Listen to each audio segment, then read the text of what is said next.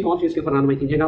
अभी हम देख रहे थे कि फ़लस्तीन और इसराइल की जंग में को मौलवी कोका कोला की बोतल फेंक रहा है, को मरिंडा फेंक रहा है, आज का मैकडॉनल्ड का बाइकआउट चला हुआ है। तो ये लगता है कि ये सही तरीका है? पहले तो सबसे ये स्मार्टफोन अपने ज़मीन पे पटके ना, वो तो कोई नहीं पटक रहा, वो इनकी ज़रूरत है, वो इनके चंदों का जरिया है, उसके बगैर ये स्टार्ट नहीं होते। तो इनका सारे का सारा इस्लाम जो है वो मैकडोनल्ड में, KFC में, कोका कोला में घुस गया। स्मार्टफोन क्यों नहीं तोड़ते ये अपने? जब ये मुफ्ती तोड़े मैं इनके साथ खड़ा हो जाऊंगा, क्योंकि फिर ये एक नंबर होंगे ना। चंद चीदा यानी प्रोडक्ट्स का बाइकआउट कर रहे हैं, ये तो मैंने इल्जामी बात की। मेरे नज़दीक तो किसी प्रोडक्ट का कोई बाइकआउट बनता ही नहीं है। उसकी वजह है कि यहाँ पे हमारी रोजी रोटी इन चीज़ों के साथ जुड़ी हुई है। मुझे बताएं, यहाँ कोका कोला या पेप्सी या ये बाकी चीज़ें जो है, यहाँ कोई गैर मुस्लिम तो आगे जॉब नहीं कर रहे। अल्टीमेटली अगर उनको नफा पहुंच रहा है, मेरे भाई वो तो दुनिया में आप कोई भी काम करें, आप जो मस्जिद के लिए चंदा भी इकट्ठा करते हैं ना, इसका भी अल्टीमेट फायदा इसराइल को होता है।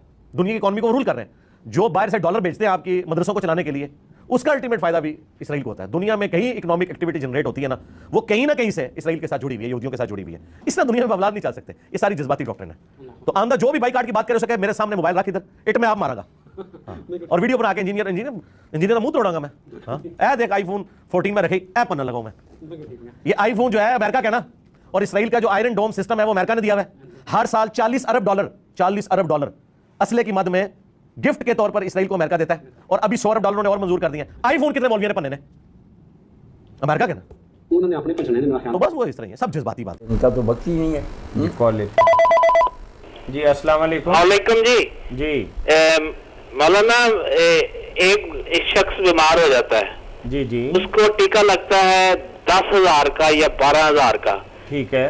वो यहूदी बनाते हैं। हाँ हाँ तो अगर यहूदी इतने ही बुरे हैं, हाँ हाँ, तो फिर मुसलमान उनको गालियां निकालते हैं, ये है, तो उनका टीका क्यों इस्तेमाल करते हैं? मतलब उनकी जो टेक्नोलॉजी इंसानी जान बचाने के लिए है, आप कहते हैं कि अगर गालियां निकालते हैं तो फिर उसका इस्तेमाल क्यों करते हैं? हाँ जी। ठीक। मेरे भाई, ये आपका सवाल जो है, मैं नहीं समझता कि इसमें कुछ जान है या ये कोई सवाल है कि दुनिया जहान में अच्छे बुरे जो चीज़ें भी तैयार करते हैं, कीमत नहीं, अगर वो मुफ्त देते हैं लेकर अगर हम इस्तेमाल करें हलाल हो चीज़ें, तो क्या नुकसान है?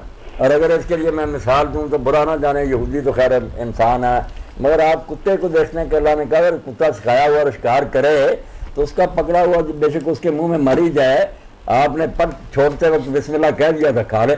अब कुत्ते के मुंह में मरा हुआ जानवर है, मगर बिस्मिल्लाह पढ़कर आपने छोड़ा था, और वो सिखाया हुआ कुत्ता था कि पकड़ कर लेकर भाग नहीं जाता, आपके पुकारने पर रुक जाता, कुरान में आता। तो अब क्या करें कि कुत्ते का अल्लाह ने हलाल कर दिया, तो इसमें क्या मसला आप करेंगे? यहूदियों के बारे में कोई बात पूछें कि ये जो कह रहे हैं वो गलत है, ये सही। काम तो दुनिया में हम लेंगे, अगर कोई आदमी जूतियाँ सीता सिलवाएंगे उससे, बहुत शुमार हिंदू भी होगा, तो हम देखते फिरेंगे कि ये हिंदू ऐसे जूती नहीं सिलवानी।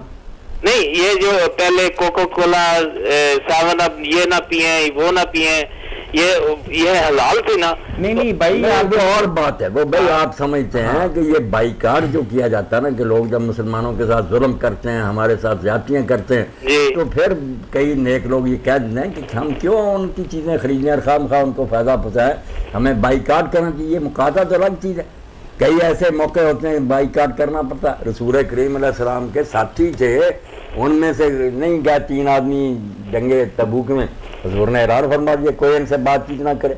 50 दिन मुसलमानों ने उनसे बात नहीं की, हत्ता कि बीवियों तक को भी आखिरी 10 दिनों में कह दिया रोटी रख लिया करो, बोलना नहीं। तो ऐसी सजाएं जो होती हैं ना, ये अलग बात है। मसला अपनी जगह के यहूदियों की भी चीज़ अगर हलाल है, उसमें कोई ख़राब चीज़ नहीं, तो ख़रीद सकते हैं, मगर इसलिए कि वो दुश्मन है, हमको नुकसान पहुँचाते हैं, हम उनका कारोबार चमकाएँ। हमें गैरत का मुजाहरा करना चाहिए कि जितना बाइकाट और मुकाता कर सके करना चाहिए।